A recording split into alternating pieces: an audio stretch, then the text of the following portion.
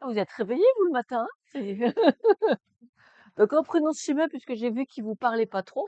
On va le faire sous une autre forme. Ici, la pression, donc, qui ne peut être qu'osmotique pour la lymphe interstitielle.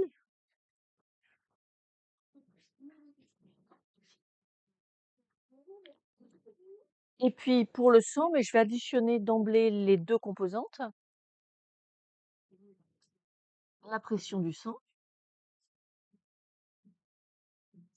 Donc, pourquoi est-ce qu'elle diminue? C'est parce qu'on a une donnée qui est constante, qui est la pression ocotique.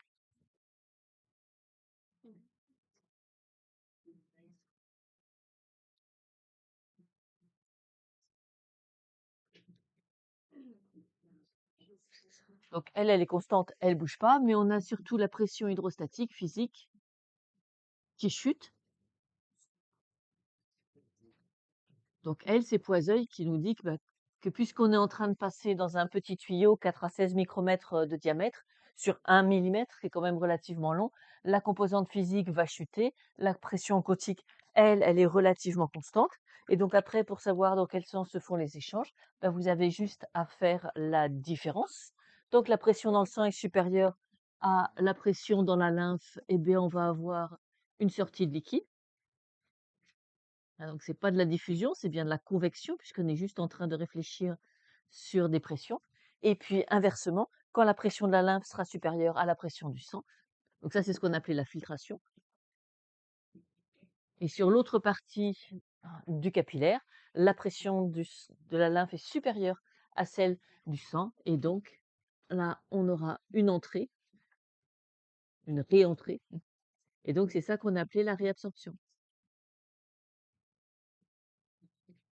Peut-être que ça vous parle plus comme ça, mais on perd du coup le fait que la pression sanguine est décomposée en deux.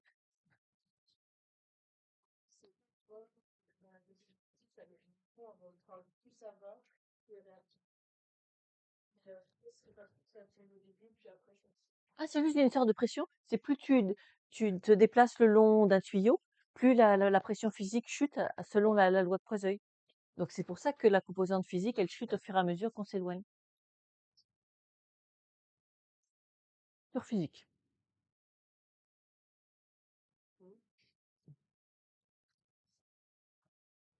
Et donc sur ce dessin, hein, faites bien attention à ne pas placer le point d'aversion au milieu, sinon on n'a plus de lymphe indiguée, mais à le déplacer au-delà de 50% de la distance, ce qui fait qu'il y aura plus de filtration que de réabsorption et que le bilan net fait qu'il reste du liquide et que le reste de liquide, lui, c'est lui qui va faire la lymphe endiguée.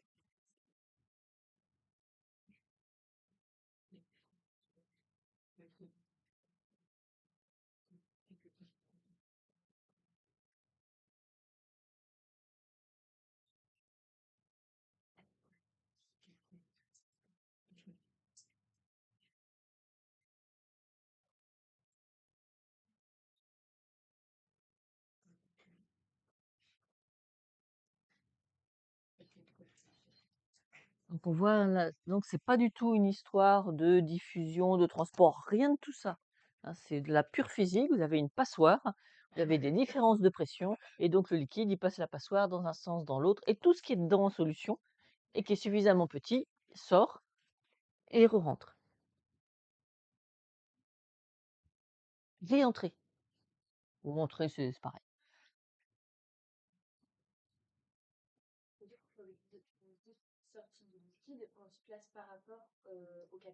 Oui, oui, au capillaire. C'est le capillaire notre référence pour les entrées et les sorties. Et donc, vous voyez que tout ce qui est petit et soluble dans un capillaire va sortir et va être au contact de n'importe quelle cellule avant de re-rentrer. Et donc, c'est pour ça qu'on a dit que les hormones, elles pouvaient toucher toutes les cellules. C'est parce qu'une hormone est petite, les hormones, elles sortent dans tous les capillaires, et puis ben, la plupart du temps, elles ne rencontrent pas du tout de cellules cibles, et donc elles re-rentrent dans le bout du capillaire.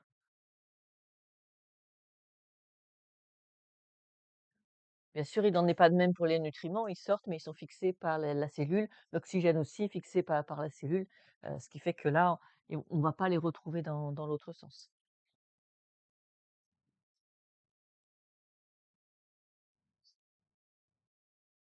Mais il y a pas du tout c'est pas du tout un phénomène de tri à part sur le critère de la taille.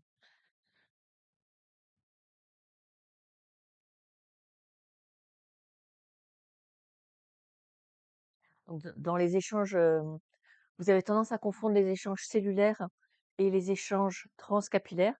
Vous exagérez beaucoup, les phénomènes de transport et de contrôle et ils ont lieu dans la cellule, hein. C'est entre la lymphe interstitielle et la cellule qu'on a des perméases, qu'on a des contrôles et cetera. D'ailleurs, on va peut-être faire le schéma complet parce que en col, c'est pas fantastique, les échanges transmembranaires. Donc, remettons ça dans son contexte. Prenons un capillaire.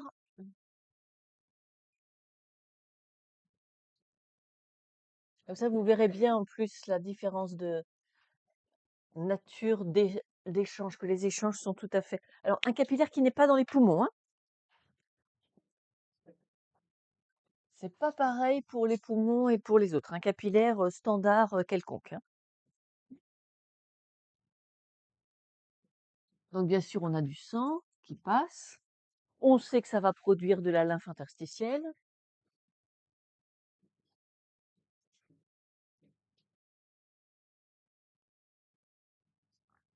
Mais ce qui nous intéresse, nous, c'est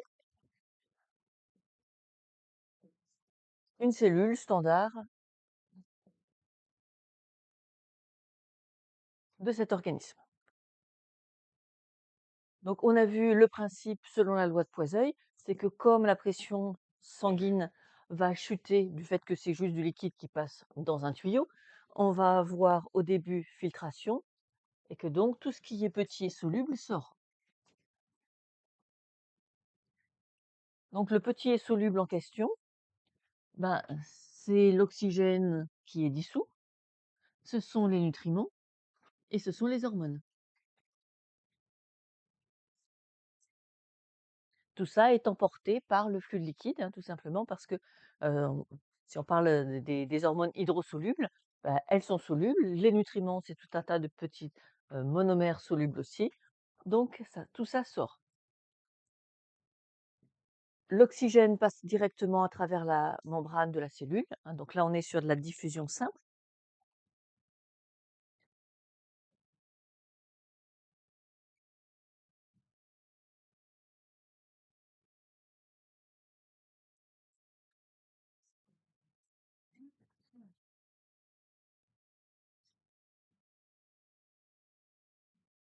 Le glucose, ça rentre comment? Ça s'appelle comment ce genre de molécule?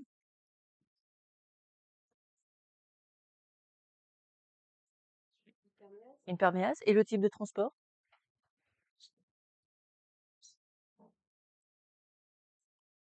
Facilité, hein, c'est facilité par la perméable, donc on est sur une diffusion facilitée.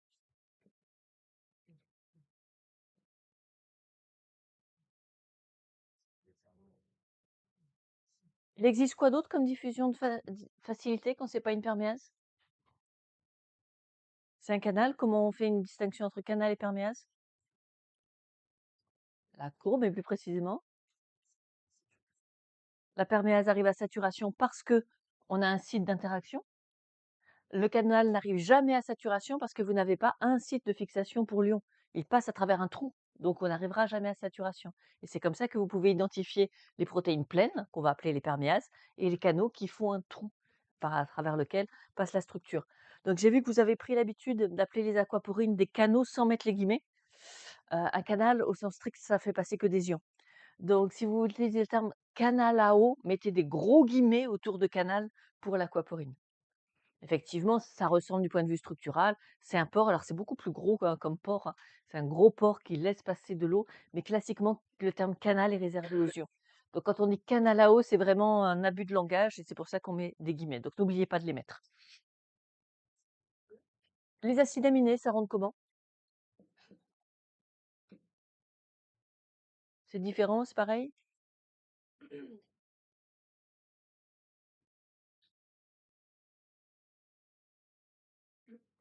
C'est pareil.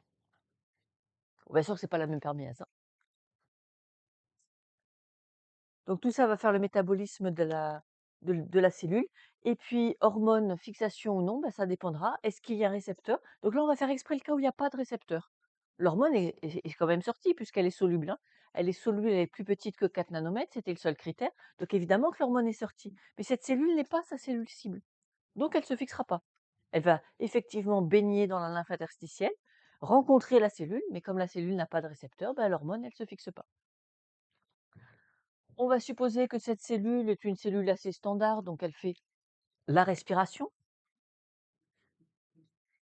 ce qui va faire qu'elle va libérer du CO2, et puis qu'elle a un métabolisme qui produit des déchets azotés, c'est-à-dire que, comme tout, hein, dès que on a des protéines et destruction des protéines, il y a forcément des déchets azotés. Et donc dans la deuxième phase, la phase de réabsorption,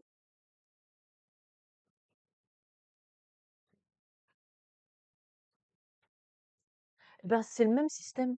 C'est-à-dire que tout ce qui est soluble et petit re-rentre. Donc l'hormone qui n'a pas été fixée par la cellule cible, bah, elle re-rentre. Et puis le CO2 qui est en solution, les déchets azotés qui sont en solution, tout ce qui est en solution re-rentre par convection, hein. C'est que de la convection dans les deux cas. Donc tout ce qui est soluble sort et rentre.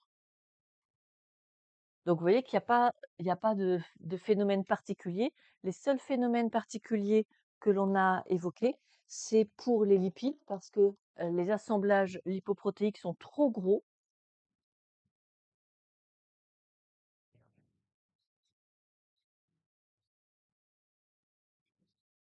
J'ai des signes trop gros aussi, hein. Donc eux, c'est les seuls à faire l'objet de transcytose.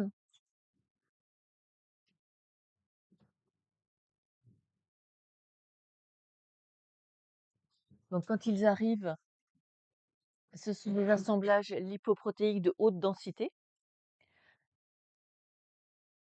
On a une endocytose à récepteurs, je vais dessiner simplement comme ça. Donc il existe des récepteurs pour ces assemblages lipoprotéiques qui vont induire une entrée dans la cellule, une utilisation alors souvent partielle seulement. Donc la cellule prélève des acides gras, prélève des triglycérides, et puis réémission de l'autre côté on va dire du résidu. Et ce résidu, il va pareil re-rentrer, mais là aussi par transcytose.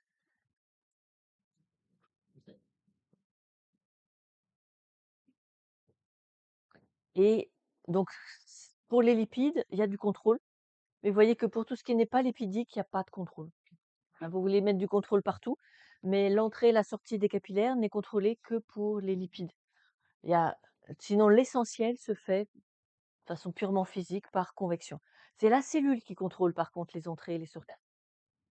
Hein, donc il faut bien distinguer la cellule qui contrôle les échanges du capillaire qui est une passoire. Pas du tout le même système.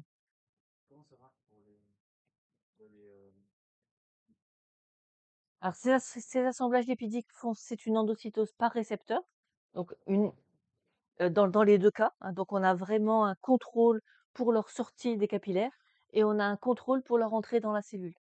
Et après, on a des enzymes qui viennent les transformer, les digérer partiellement, récupérer les acides gras, les triglycérides, et c'est le résidu, c'est pas encore un vrai LDL, ça y ressemble, mais ça n'est pas encore un vrai, qui, qui retourne dans le sang, qui va retourner au foie, et là, le foie les recompose, et c'est là que ça devient un vrai LDL. Donc la cellule ne digère pas l'ensemble de l'assemblage lipoprotéique, elle n'en prélève souvent qu'une partie. Donc c'est beaucoup moins contrôlé que vous ne le pensez souvent. C'est juste la densité, donc le contenu. Quand ce qui provient de la digestion arrive, ils sont très riches en acides gras et en triglycérides, et puis comme les cellules en produisent, mais c'est même pas des noms que vous avez à mémoriser, hein. Les cellules vont prélever une partie des acides gras, une partie des triglycérides, et donc la densité change, c'est tout. Mais ça ne consomme pas la totalité de l'assemblage lipoprotéique. Ça n'en consomme qu'une partie.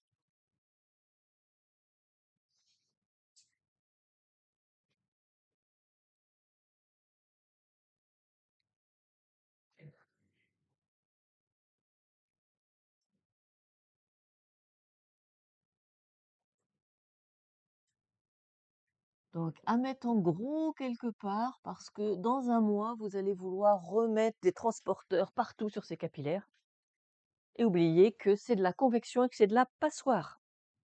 Donc, on se met ça en gros, hein, parce que souvent, en fait, ce que vous faites, c'est que vous prenez ce qu'il y a sur la membrane de la cellule et vous le projetez sur le capillaire. Pas du tout. Ce n'est pas du tout équivalent. Et par contre, pour l'entrée de l'oxygène dans les poumons, vous gardez la loi de Fick. Mais la loi de Fick, c'est l'entrée de l'oxygène dans les poumons. Parce que justement, il ne se passe pas ça. On n'est pas entre les cellules et le sang dans les poumons, on est entre l'air et le sang. Donc, on n'est pas à cet endroit-là où il y a des capillaires perforés. Donc, loi de Fick pour l'entrée d'oxygène dans le corps, mais pour tout le reste, c'est de la convection et c'est ça.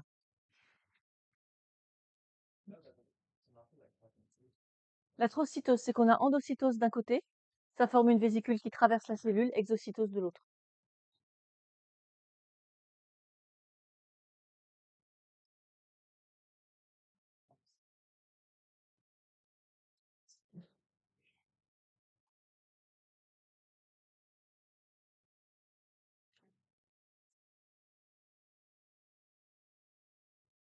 Des questions sur les capillaires?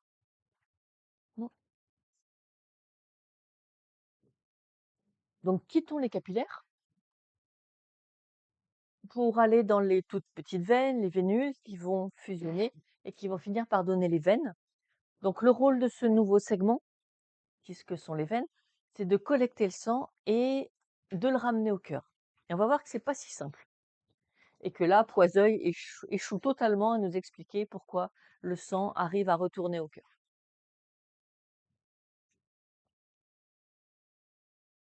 Donc les capillaires, on a dit entre 4 et 16 micromètres, avec une moyenne autour de 10. Les vénules, on est au double, hein, on est en moyenne à 20 micromètres. Et puis les vénules fusionnent entre elles. Et progressivement, par cette fusion de vénules, on finit par avoir des veines de plus en plus grosses, jusqu'aux veines caves de 3 centimètres qui vont retourner au cœur droit. Donc là, ce qu'on repère, c'est que si on est à la même distance du cœur, les veines sont toujours beaucoup plus grosses que les artères. Donc ça, c'est quelque chose qui va faire diminuer la résistance, et on a vu diminuer fortement, hein, puisque dans Poiseuille, c'est R à la puissance 4.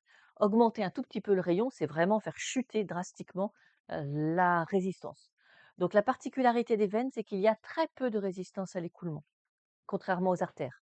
On a vu que les artères, et en particulier les artérioles, ont une résistance à l'écoulement qui est très forte, ce qui permet de faire chuter la pression. Ici, à la sortie des capillaires, bah, justement, il ne reste pas beaucoup de pression. Mais le peu qui reste va être maintenu. Il va encore y avoir une différence de pression entre la vénule et le reste, mais pas beaucoup parce qu'il y a vraiment une très très faible résistance à l'écoulement. Alors, elle est parfois même complètement négligeable. On avait dit que les artères étaient un réservoir de pression parce qu'il y avait une forte pression et une forte vitesse qui permettait au sang partant du cœur d'arriver très vite au capillaire. Pour les veines, c'est tout le contraire. Les veines, au contraire, c'est là où le sang circule extrêmement lentement. Et donc, finalement, à un moment donné, on a beaucoup plus de volume du sang dans les veines que dans les artères dû à cette différence de vitesse d'écoulement. Donc, à un moment donné, on estime qu'on a à peu près 65% du volume sanguin que l'on retrouve dans les veines. Et c'est pour ça que les artères s'appellent des artères. Parce que lors du dernier battement cardiaque, le sang a été éjecté à forte pression et à forte vitesse dans les artères et le cœur a arrêté de battre. Et donc le sang se retrouve dans les veines quand on dissèque un cadavre. Ce qui fait que dans la première dissection, ils ont ouvert ces vaisseaux, ils les ont trouvés pleins d'air, ils ont dit tiens, ça c'est ce qui tient l'air, artère. Bon, bah, bien sûr, maintenant, on sait que c'est pas du tout de l'air, hein. C'est parce que quand on fait le dernier battement cardiaque, le sang va se retrouver majoritairement dans les veines, du fait qu'on n'a plus le cœur qui permet de faire circuler le sang. Donc du coup, on l'a appelé réservoir de volume, hein, pour dire qu'en gros, les artères sont là où le sang circule sous pression et qu'au contraire, les veines, c'est là où il y a l'essentiel du volume, mais où il y a quasiment pas de différence de pression. Mais on verra que la toute petite différence de pression qui reste et d'autres éléments vont suffire à faire remonter le sang jusqu'au cœur.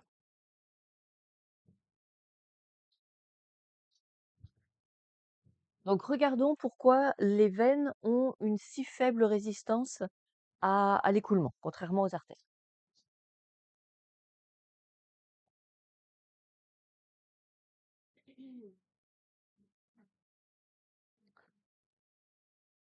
Donc on avait déjà repéré en TP que pour distinguer une veine et une artère à diamètre égal, on repère tout de suite une veine parce que la média est beaucoup, beaucoup plus fine que pour une artère.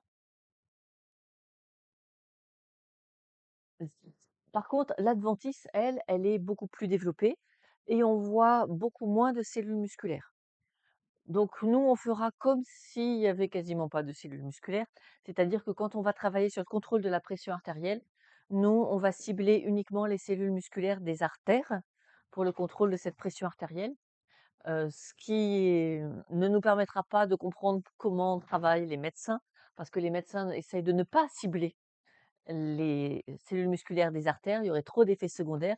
Eux, ils ciblent généralement les cellules musculaires des veines. Donc effectivement, dans le contrôle de la pression artérielle, les médicaments ciblent les veines pour avoir moins d'effets secondaires. Mais ce n'est pas l'endroit qui contrôle la pression artérielle parce que justement, il y a très très peu de cellules musculaires et surtout, il y a très peu de résistance à l'écoulement. Donc ce n'est pas le lieu de contrôle. Donc on avait déjà introduit la notion de compliance, la capacité d'un vaisseau de se déformer en réponse à une augmentation de pression. Pour les veines, ça c'est spectaculaire. Une toute petite augmentation de pression font qu'elles se dilatent énormément. Donc elles ont une très très forte compliance. La compliance des veines est très supérieure à celle qu'on peut voir dans les artères. Donc on peut faire des études de rhéologie, hein, puisqu'on peut utiliser le même terme qu'en géologie, c'est finalement de la résistance des matériaux.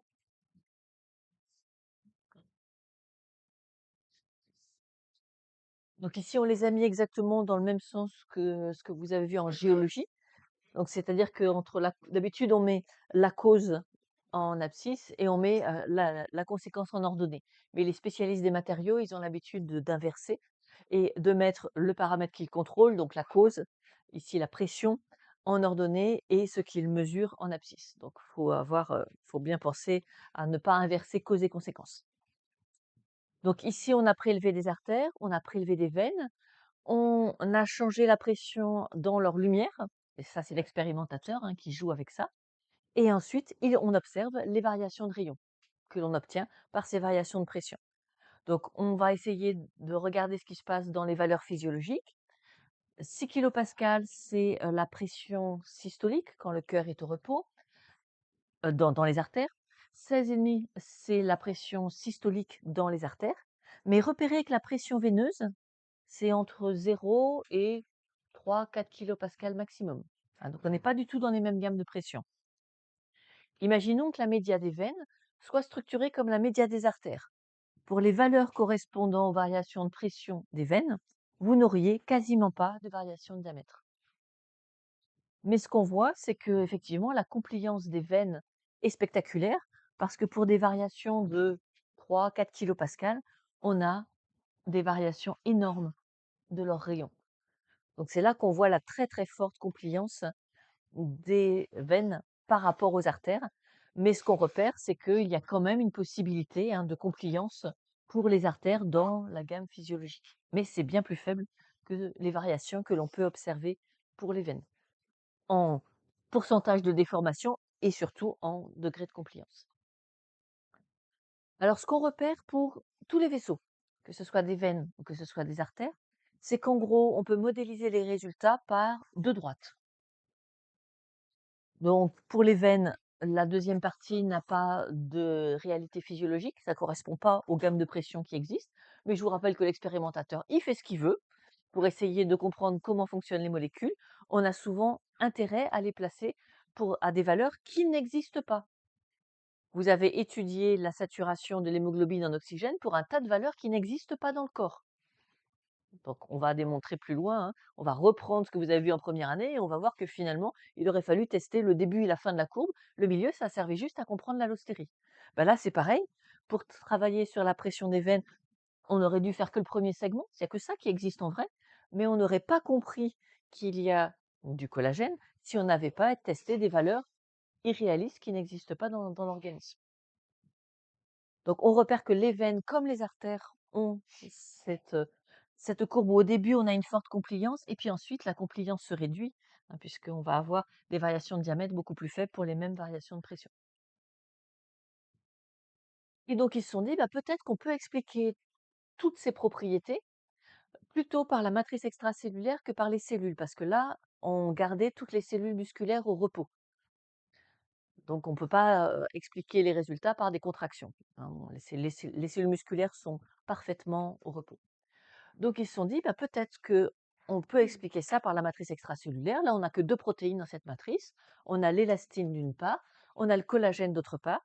Donc ils ont fait des gels 100 collagène, des gènes 100 élastine et puis ils ont essayé de faire pareil, de faire varier, donc cette fois-ci, c'est l'étirement, on tire dessus et on regarde, les variations de longueur et effectivement l'élastine a alors on va pas appliquer le terme compliance, mais se déforme de façon très simple. On a vu pourquoi, hein, on a, entre les hélices alpha, on a des zones, globulaires qui peuvent très facilement s'étirer et reprendre leur forme. Donc l'élastine effectivement, c'est elle qui va expliquer la compliance des veines et une bonne part de la compliance, de l'artère. Mais ce qu'on voit, c'est qu'après, l'artère devient beaucoup plus résistante quand on commence à aller vers les pressions systoliques. Et là, c'est plutôt le collagène qui va expliquer la forte résistance dans la gamme non physiologique. Et dans la gamme physiologique, bah, c'est la somme des deux. Donc effectivement, dans le fonctionnement normal d'une artère, il y a une partie d'élasticité due au collagène, mais pour la pression systolique, une partie d'élasticité due à l'élastine, et pour les pressions systoliques, une partie de résistance due au collagène, que l'on démontre par ce genre d'expérience. Pour ces résultats, l'âge des artères est extrêmement importante, puisqu'on va obtenir des courbes qui montrent de moins en moins de capacité de déformation au fur et à mesure du temps. Pour une personne non fumeuse. Sinon, vous pouvez, pour des personnes de même âge, vous pouvez obtenir le même décalage en fonction de la quantité de tabac.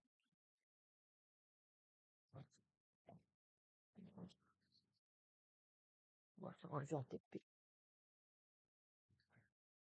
Néanmoins, c'est bien d'avoir une forte compliance, ça veut dire qu'il y a une faible résistance à l'écoulement. Pas de souci. Donc, on a en gros 3 kilopascales au bout des orteils, quasiment zéro au cœur. On va pouvoir calculer, est-ce que le sang va aller de mes orteils vers mon cœur? Je prends Poisoeil et vu qu'on a la gravité, Poisoeil me dit: «Bah non, ça va couler vers les pieds». Or, je sais bien, moi, que le sang, il revient des pieds vers le cœur. Donc, ça veut dire que si je prends Poisoeil, hein, ça marche pas. Poisoeil me dit, avec la gravité, ça doit couler dans l'autre sens. Donc, on va essayer de regarder qu'est-ce qui fait que ça coule dans le bon sens, alors que ici, le moteur de pression n'est pas suffisant pour compenser la gravité. Donc, on va avoir deux moteurs qui vont fonctionner ensemble. Donc, les muscles squelettiques en particulier des membres, et le fait qu'il y a des valvules à l'intérieur des veines. Et il faut les deux pour que ça fonctionne.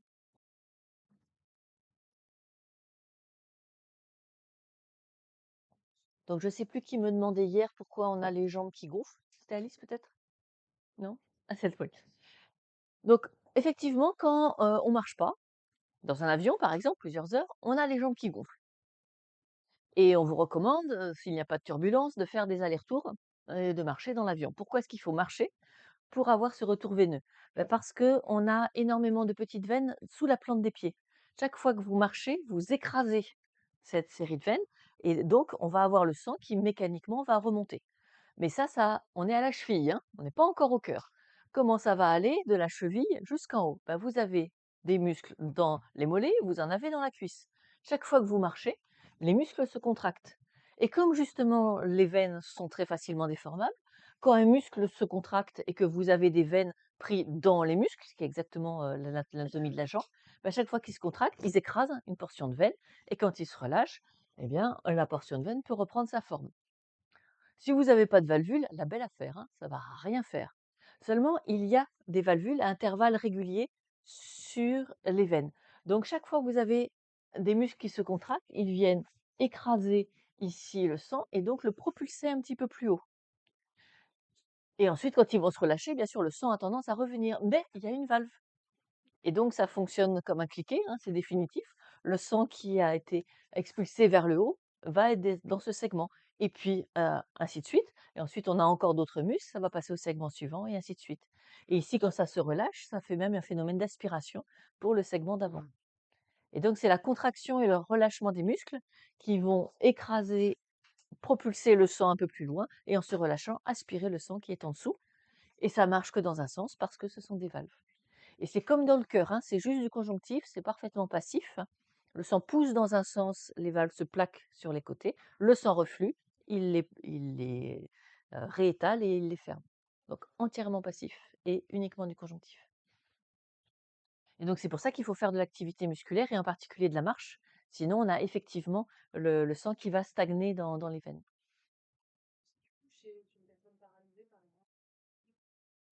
Et ben non, c'est pour ça qu'on met des bas de contention avec justement une forte pression en bas pour qu'il y ait une pression suffisante entre la jambe et le cœur. Enfin, entre la jambe et l'aine, ça va suffire. On va montrer qu'il se passe autre chose ici dans la cavité générale. Mais c'est pour ça que les personnes qui marchent pas beaucoup, faut les inciter à marcher. Le meilleur cadeau que vous pouvez faire à vos grands-parents, c'est de leur proposer une petite marche, si petite soit-elle.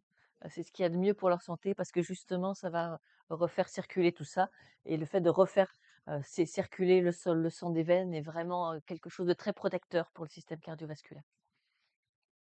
C'est d'autant plus marqué, pour nous, humains, qu'on n'est pas à l'horizontale. Donc après, on a encore tout le chemin qui va de la base de l'aine jusqu'au au cœur. Donc pour nous, c'est encore plus limitant ce système. Alors qu'est-ce qui fait que une fois que, donc on a les muscles qui vont faire remonter jusqu'à l'aine, mais il faut encore que ça vienne jusqu'au cœur. Là, on n'a quasiment pas de différence de pression si on prend, le modèle Poiseuil. Donc le modèle Poiseuil, ça remonte pas. Mais parce que Poiseuil, il a oublié qu'on avait un diaphragme, qu'on respirait. Et il a oublié qu'un cœur, ça se relâche. Et ça, c'est les deux éléments supplémentaires qui vont faire que le sang va pouvoir remonter à travers l'abdomen. Donc, les premiers, c'est les variations de pression à cause de la respiration. Le fait que le diaphragme descende et remonte, ça fait des variations de pression. Et donc, ça va faire exactement la même chose que les contractions musculaires. Ça va permettre de faire avancer par segment et passer à chaque fois des valves. Et puis ensuite, le relâchement de l'oreillette crée une aspiration. Et donc à la fin, le cœur est le relâchement de l'oreillette va finir d'aspirer le sang de la veine cave et lui permettre de revenir dans le cœur.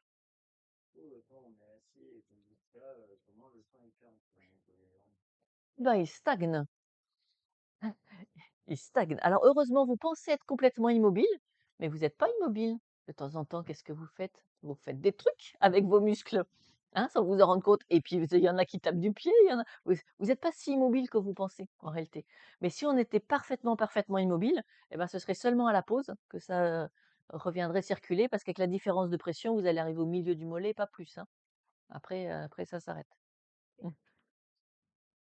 Ah bah, vous êtes à l'horizontale, il y a plus la gravité, la toute petite différence de pression. 3 kilopascales quand vous avez quasiment pas de résistance à l'écoulement, pas de souci. Là, ça revient sans problème.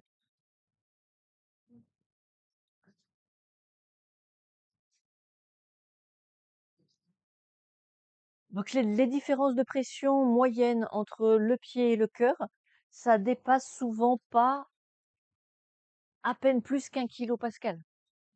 Donc c'est pour ça que le problème, c'est que la gravité, elle, fait plus.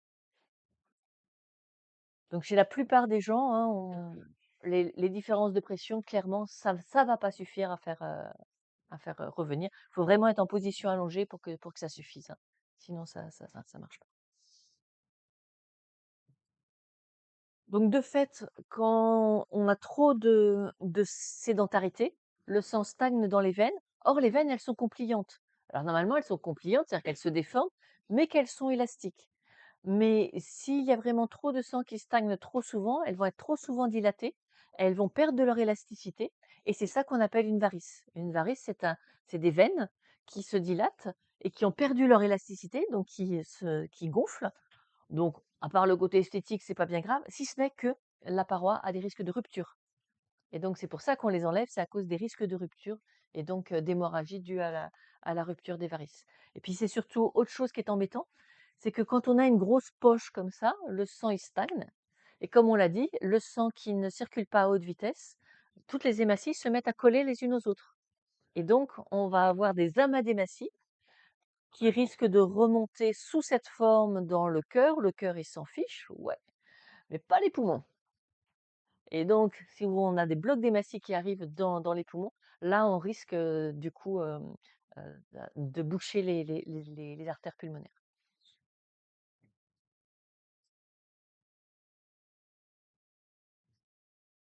Donc, on n'a pas fini notre schéma, le schéma qu'on avait commencé sur un bout du tableau et que je vous ai promis de finir sur l'autre bout du tableau.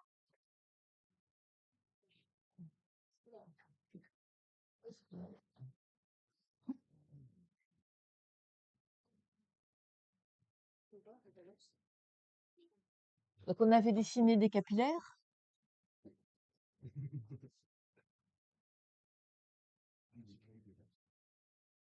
la méta-artériole. Oh, je sais plus combien de capillaires on avait fait, mais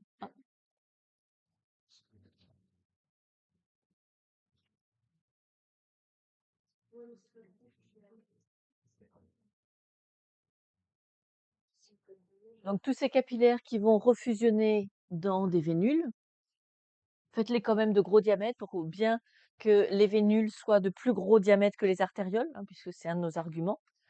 Les vénules qui fusionnent entre elles et qui vont donner des veines. Donc là aussi, hein, on exagère pour bien montrer que les veines sont de beaucoup plus gros diamètre que les artères.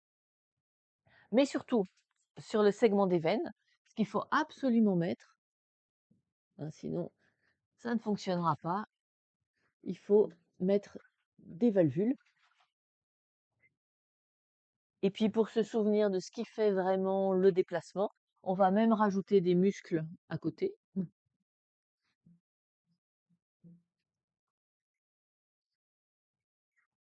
Donc avec des muscles qui peuvent exercer une pression ou au contraire qui peuvent se relâcher et qui vont permettre au sang de passer à travers les veines.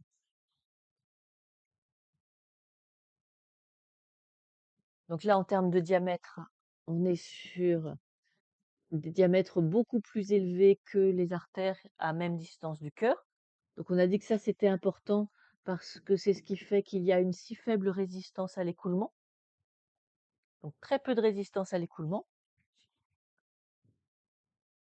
Donc même si ici on a 1,2 kPa, malgré le fait qu'il y ait plus d'un mètre à parcourir, le fait qu'on ait un fort diamètre va diminuer la résistance à l'écoulement et va faire que dans les vénules, cet écoulement reste possible parce qu'il y a une petite différence de pression.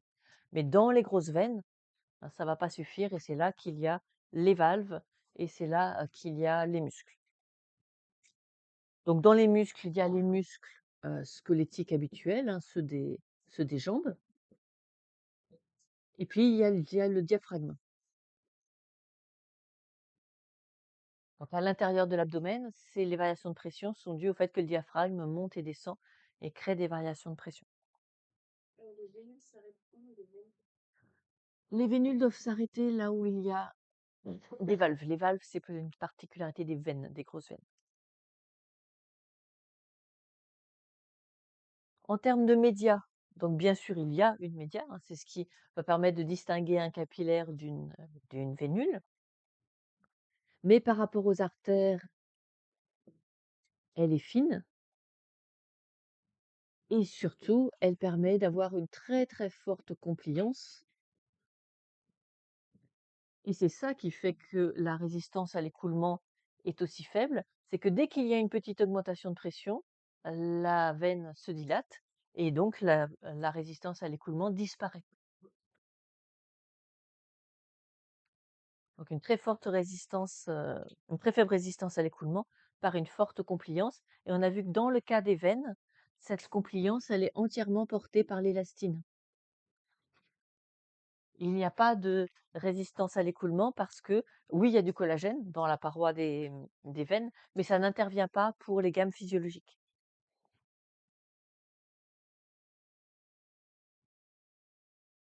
Et donc la fonction, c'est juste de ramener le sang au cœur.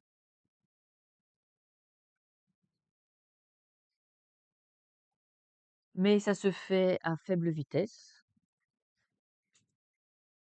et faible pression.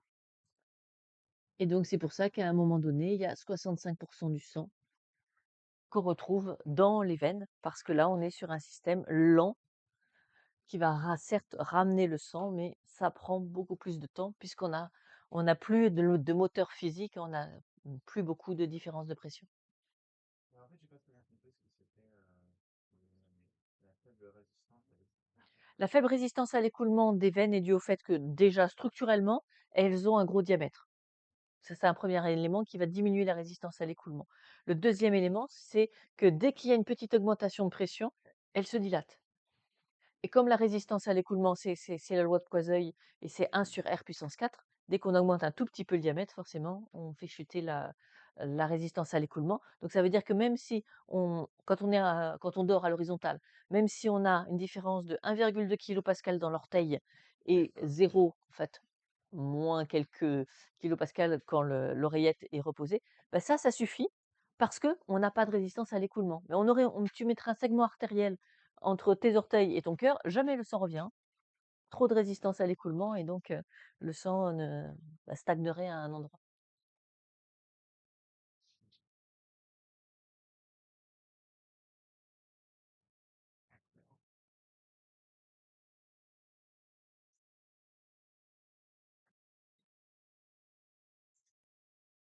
Du coup, les valvules, elles sont dans la rétine sur le genou, non? Elles sont dans les veines, oui. Quand on dissèque, hein, si on a un doute, on ouvre, il y a une valvule, c'est forcément une veine. Ça peut jamais être une artère.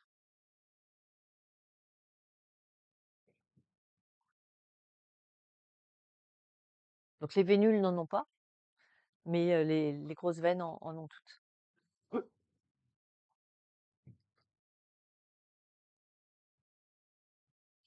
Donc, à vous de voir pour les sujets. Soit vous prenez le graphique que l'on a fait, auquel on avait donné pas de titre, non? Non, hein? Auquel nous allons donner un titre. Donc, ce qu'on a fait, c'est un schéma de la relation structure-fonction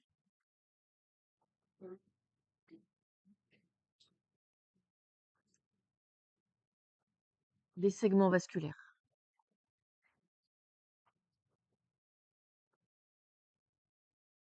Donc, segments vasculaires, c'est-à-dire les portions de l'appareil circulatoire, artères, capillaires, veines.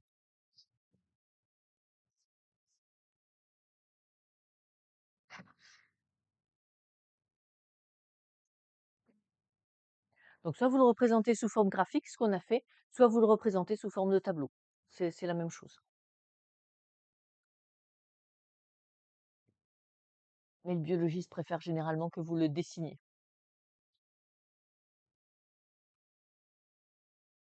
Donc ça, c'est un sujet de colle. Relation structure-fonction des différents segments vasculaires.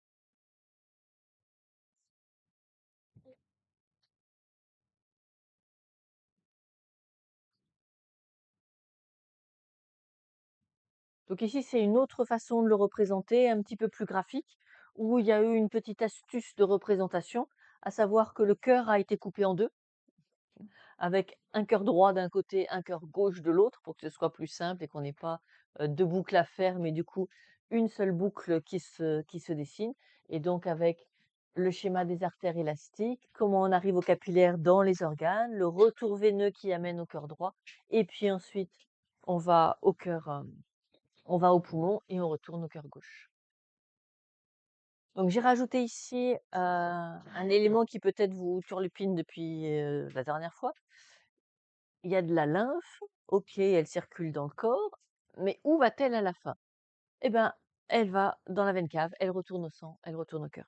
Donc à la fin, la lymphe indiquée retourne au cœur, ce qui fait que le volume sanguin reste constant. On a perdu une part du volume sanguin parce que tout n'a pas été réabsorbé. Il a circulé lentement, très lentement, dans la lymphe interstitielle, ce qui permet d'échantillonner tous les pathogènes qu'il y a dans le corps, mais à la fin, il repasse dans, dans la veine cave et donc on va le, le retrouver dans la circulation sanguine générale.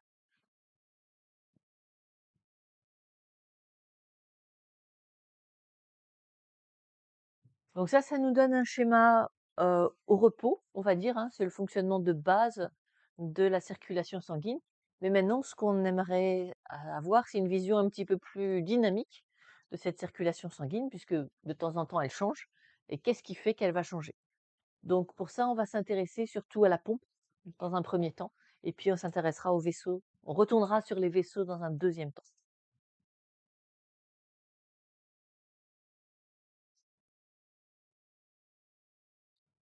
Donc désolé pour Monsieur Canguilhem, mais nous allons utiliser le terme de pompe, parce que l'analogie est intéressante.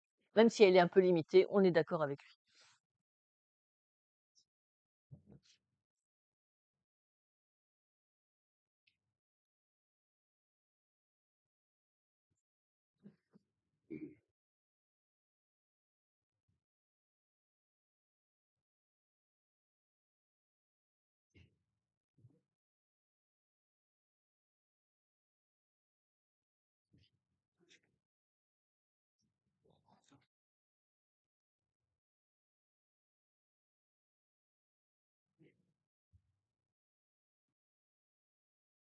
Donc le cœur humain, il fait à peu près 250 grammes. On a pris du cœur de veau en TP parce que c'est à peu près la taille d'un cœur humain. Donc ça vous donne une idée. Ce qui est spectaculaire, c'est le nombre de battements. Donc voilà, je vais expliquer pourquoi on a un organe qui peut battre 100 000 fois par jour et ça pendant à peu près 95 ans. Qu'est-ce qui fait sa résistance? Ici, quelques points de repère pour que vous puissiez le localiser sur vous-même par rapport aux côtes. Donc, en gros, vous avez le cœur qui va être entre là et là à peu près, hein. C'est pour ça qu'on a un lobe de moins sur ce poumon-là, c'est la place du cœur. Les poumons droit et gauche ne sont pas équivalents parce que le cœur occupe un espace. Ce qui fait qu'on a le diaphragme qui n'est pas droit, hein. Souvent, les gens se le représentent droit. Il est légèrement en dessous, ce qui permet au dernier lobe d'être plus grand et donc finalement d'avoir un volume pulmonaire à peu près équivalent entre droite et gauche. Hein, tout ça, c'est en fait des conséquences directes du cœur. Le cœur, il est accroché par du conjonctif sur la cage thoracique.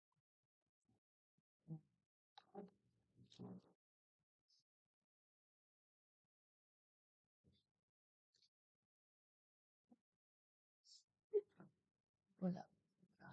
Mmh.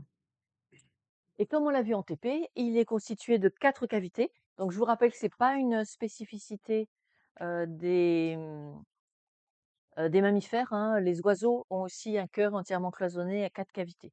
Donc on n'est pas sur une synapomorphie de mammifères.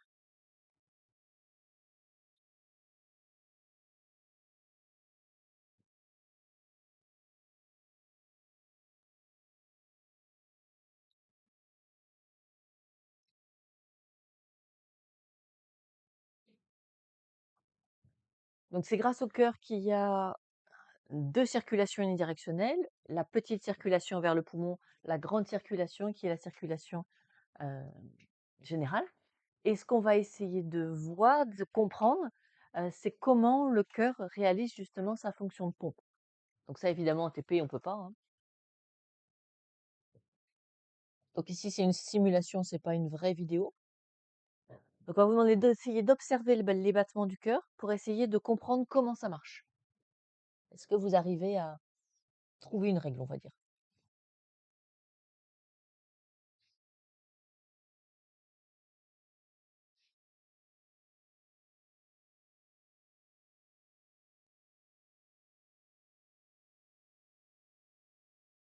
Alors, qu'est-ce que vous avez vu? Ça se contracte comment un cœur? Alors si vous avez vu un décalage droite-gauche, vous avez des yeux de lynx. Je pense que c'est plutôt que, oui, il y a une oreillette là, donc ça vous donne l'impression qu'il y a un décalage, mais le décalage droite-gauche, je doute que vous ayez pu le percevoir réellement. Vous avez vu un décalage entre une oreillette et un ventricule. Pas pareil. Et à part ça,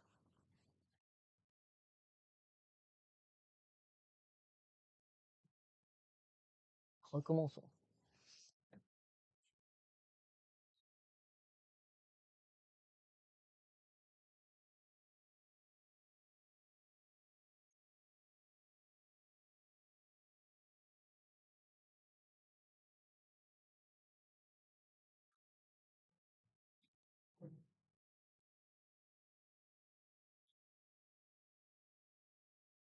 C'est quand même une chose qu'on peut voir sans problème. Qu'est-ce qui se passe? Il se contracte et c'est tout? Il fait que ça? Il se relâche. Donc ça, on sait que dans un cycle cardiaque, il y a 2 choses qui vont se succéder. Il y a la contraction, en termes techniques, la systole, et puis il y a le repos, qu'on va appeler la diastole. Qu'est-ce qui vous a semblé? C'est la systole qui est la plus longue? C'est la diastole? C'est moitié-moitié? La diastole est bien plus longue que la systole. Donc là, on a déjà un premier élément qui va nous expliquer la résistance spectaculaire de cet organe, malgré le fait qu'il fonctionne autant. C'est qu'il se repose plus qu'il ne se contracte. Dans le fonctionnement cardiaque, la diastole est toujours plus longue que la systole.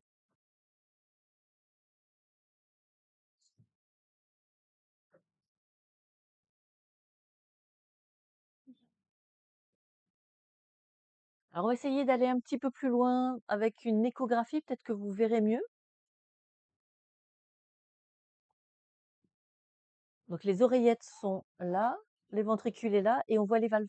Ah, ce sont les valves que vous voyez, les valves auriculo-ventriculaires. On utilise justement l'échographie pour voir si les valves auriculo-ventriculaires fonctionnent bien. Donc, on peut voir chaque fois, là, le sang passe et après que ça se referme. Donc, est-ce que les oreillettes et les ventricules se contractent en même temps?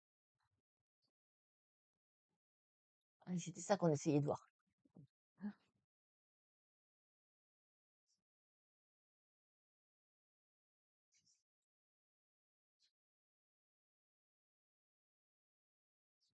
Pas facile, hein?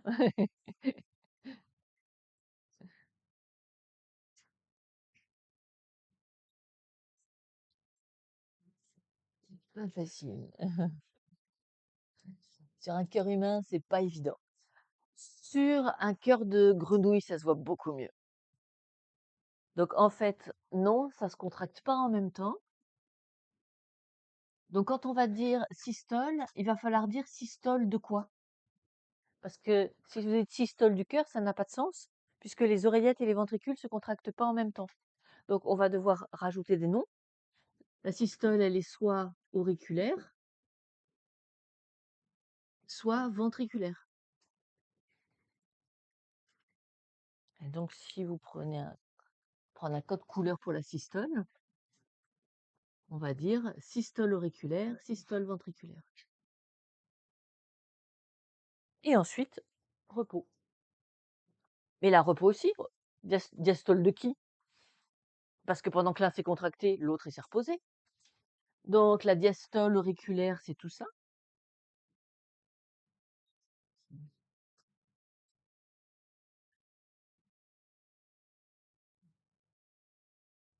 Et la diastole ventriculaire, c'est tout ça.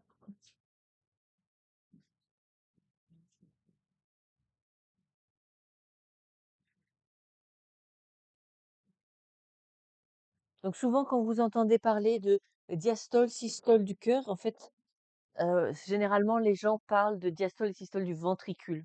Parce que c'est la plus grosse cavité, c'est ce qui se voit le mieux et à l'échographie et par d'autres méthodes. Donc souvent, les gens ont tendance à assimiler l'ensemble du cœur au fonctionnement des ventricules, mais c'est un petit peu abusif. Alors, on a systématiquement contraction des oreillettes, contraction des ventricules, relâchement de l'ensemble du cœur.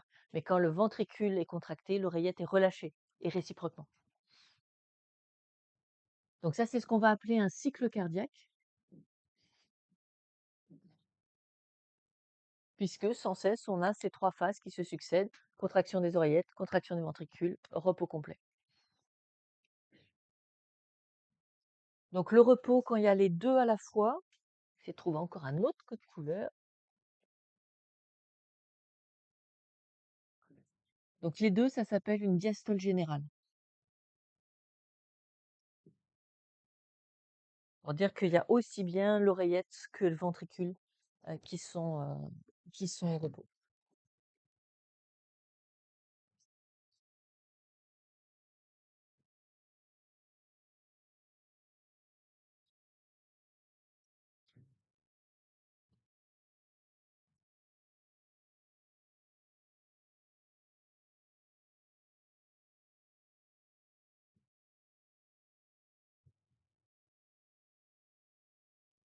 Donc on n'observe jamais de contraction simultanée oreillette-ventricule. Si c'est le cas, on va parler de fibrillation, quand les oreillettes et les ventricules se mettent à se contracter ensemble. Et généralement, si ça commence à faire ça, le ventricule se contracte aussi de façon désordonnée. Et donc, dès qu'on n'a plus ce cycle d'alternance, oreillette, puis ventricule, puis repos, on parle de fibrillation. Et c'est pour ça qu'il faut aller chercher le défibrillateur pour envoyer un choc électrique pour que le cycle recommence et qu'on sépare contraction des oreillettes et des ventricules.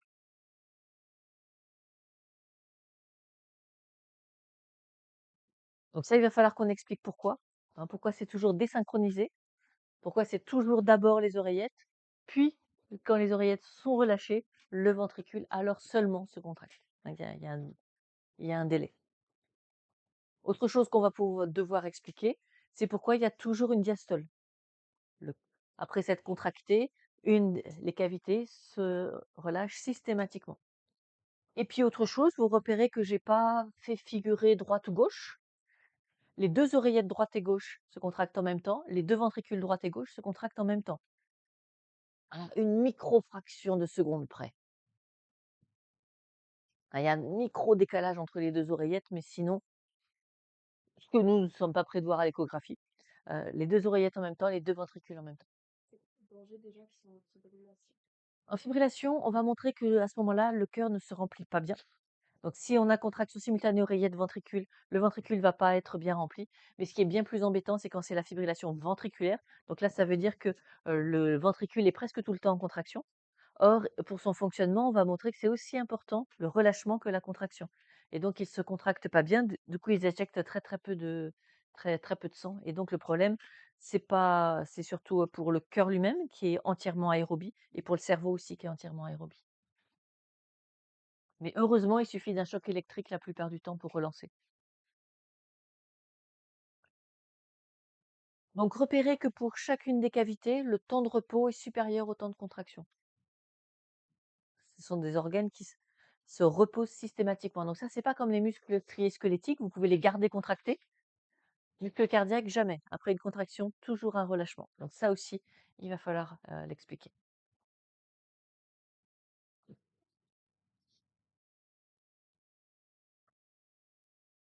Donc un des éléments qui fait que cet organe est particulièrement résistant, c'est qu'il est strictement aérobie. Il ne peut faire que la respiration. Donc on peut se dire que c'est gênant parce que justement, il va être sensible au fait qu'il puisse y avoir des caillots dans les artères coronaires. On Il y aura des possibilités d'avoir un infarctus, c'est-à-dire que quand on a, des petites artères coronaires qui sont bouchées, puisqu'il n'y a plus d'oxygène qui arrive aux cellules qui étaient normalement alimentées par cette artère coronaire, eh bien, il va y avoir nécrose puisque cet organe est purement aérobie. Donc, on se dit, bah, c'est bizarre que ça reste dans l'évolution avec de telles conséquences.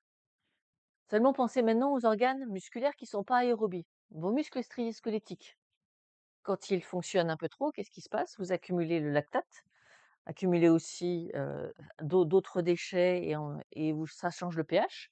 Le résultat, c'est que vous avez des possibilités de blocage lactique. On voit ça souvent dans les grandes compétitions. Tout d'un coup, vous avez un coureur qui s'arrête et qui s'effondre, voire un nageur qui se noie. Le blocage lactique, on ne peut plus rien faire, les muscles sont totalement bloqués. Et bien ça, vous ne l'aurez jamais pour le cœur, par définition. Puisqu'il ne peut pas faire la fermentation, il ne peut pas avoir les conséquences négatives de la fermentation, qui est le blocage lactique. Le blocage lactique, c'est essentiellement le fait que le pH va changer et donc que l'activité enzymatique des myosines cesse et donc il n'y a vraiment plus de possibilité du tout de mouvement. Donc il n'y aura jamais ça. Et puis l'avantage de la respiration, c'est que on peut respirer à peu près tout. Bien sûr, les glucides, hein, mais vous savez que les stocks de glycogène dans les cellules musculaires sont toujours limités. Même le stock de glycogène du foie est relativement limité. Par contre, ce qui n'est pas limité pour la plupart des gens, c'est un bon stock de lipides dans les tissus adipeux. Donc avec le glycogène, on peut tenir quelques heures dans la journée, pas faire du sport très, très intense, mais avec les acides gras, le marathon, pas de problème. Donc le cœur sera jamais à court de substrat parce que justement, il y a toutes les réserves lipidiques de l'organisme. Alors que seulement sur, glucose et glycogène, comme c'est le cas de la fermentation, eh bien, les réserves sont extrêmement limitées. Donc c'est pour ça qu'on peut faire des sprints à haute vitesse pendant un temps très limité. Parce que sprint à haute vitesse, ça consomme énormément d'ATP. Donc c'est essentiellement par fermentation qu'on produit très rapidement cet ATP. Et puis quand il n'y a plus de glycogène, eh ben, on repasse sur de la moyenne intensité, petit footing, le temps de refaire les stocks de glycogène à partir du foie, que le glucose repasse dans les muscles pour refaire un stock. Et là, on peut refaire une deuxième poussée. Mais vous ne pouvez pas courir à vitesse maximum très très longtemps parce que pas beaucoup de glycogène. Marathon, pas de souci, vous êtes sur les lipides.